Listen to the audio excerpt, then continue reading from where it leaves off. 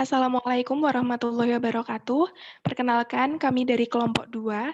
Di sini kami akan mempresentasikan hasil kerja kelompok kami yang berjudul Resum Perbandingan Metode KLT dengan KLT Densitometri untuk pemenuhan tugas praktikum fitokimia, teori 4H, Prodi S1 Farmasi Universitas Setiabudi Surakarta. Kami dibimbing oleh Bapak Apoteker Taufik Turahman, Magister Farmasi.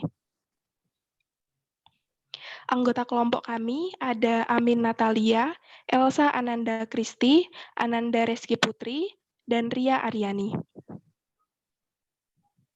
Yang pertama, kelebihan dan kekurangan tiap metode akan dibahas oleh rekan kami, Amin Natalia. Dipersilahkan.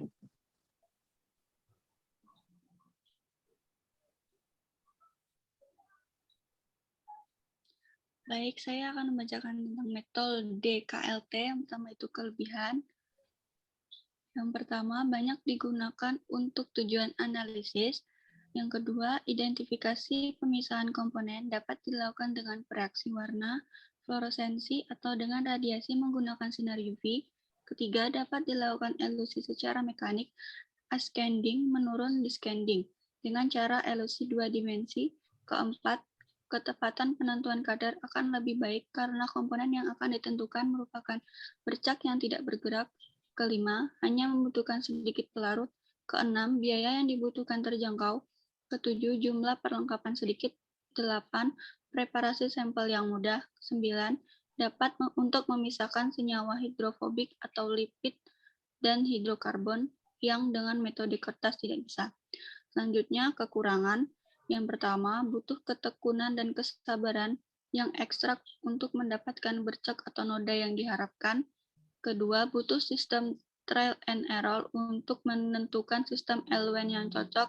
Ketiga, memerlukan waktu yang cukup lama jika dilakukan secara tidak tekun. Selanjutnya, KLT densitometri akan dibacakan oleh rekan saya, Elsa Ananda Kristi. Dipersilahkan. Baik, untuk selanjutnya yaitu KLT densitometri. Kelebihan yang pertama, penetapan kadar dengan menggunakan kombinasi KLT dan densitometri. KLT densitometri cukup ekonomis karena menggunakan fase gerak yang sedikit. Yang kedua, waktu yang relatif singkat dan dapat dilakukan penetapan kadar beberapa sampel secara simultan.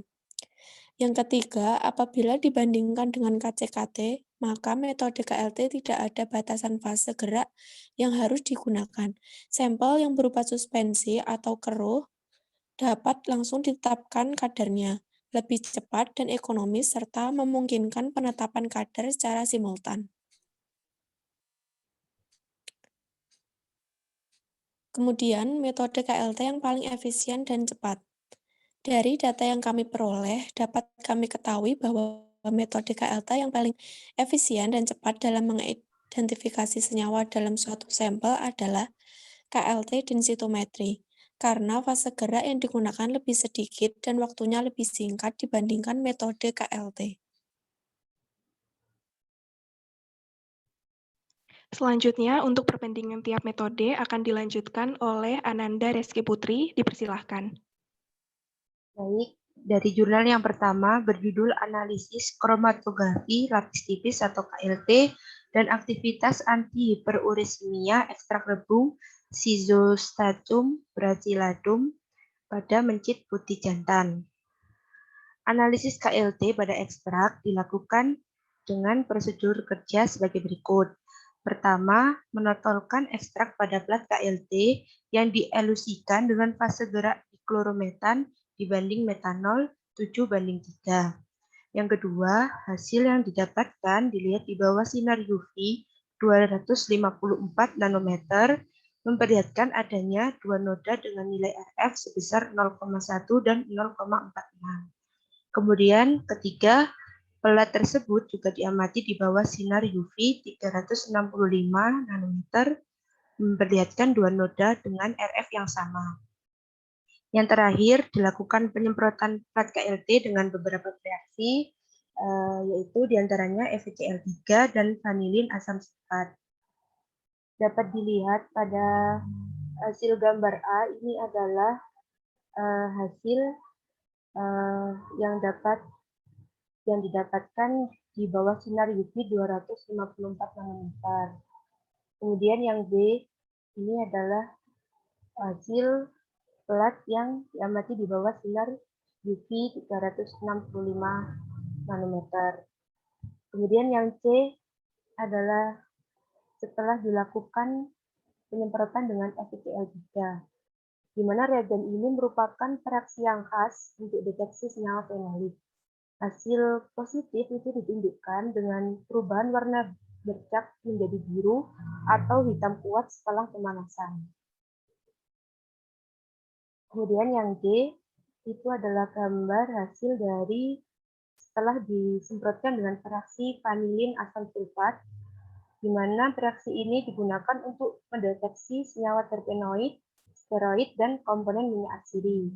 Hasil positifnya ditunjukkan dengan warna yang berubah menjadi kecoklatan sampai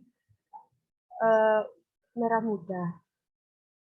Kemudian dari hasil tersebut dapat kita peroleh data bahwa ekstrak rebung memiliki senyawa metabolisme berupa senyawa fenolik, senyawa terpenoid, steroid, dan komponen minyak atsiri. Sedangkan yang reaksi warna lainnya seperti Dragendorf dan citroborat itu menunjukkan hasil yang negatif.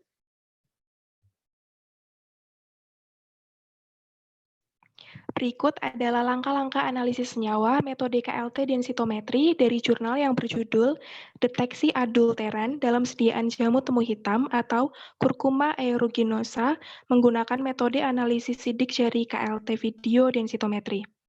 Langkah yang pertama, pola pecah KRT sidik jari dilakukan menggunakan sistem semi-otomatis TLC Sampler Linomat V terhubung dengan tabung nitrogen Twin Through Chamber. Gambar bercak pada plat KLT direkam menggunakan kamera Sony Alpha A5100. Langkah yang kedua, kromatogram dari bercak pada plat KLT ditransformasi menggunakan perangkat lunak TLC Analyzer. Selanjutnya, sebanyak 60 mili ekstrak etanol dari temu hitam dan kunyit ditotolkan pada plat silika gel 60 GF254 menggunakan semi-automatic sampler Camak Linomat V. Kemudian, plat KLT dikembangkan menggunakan fase gerak campuran N-heksana etil asetat dengan perbandingan 3:1,5 V per V pada suhu dan kelembapan ruang. Setelah dielusi, plat dikeringkan dan direkam gambarnya setelah digunakan penampak bercak vanilin asam sulfat. Intinya, metode KLT densitometri menggunakan radiasi elektromagnetik, sementara KLT biasa tidak.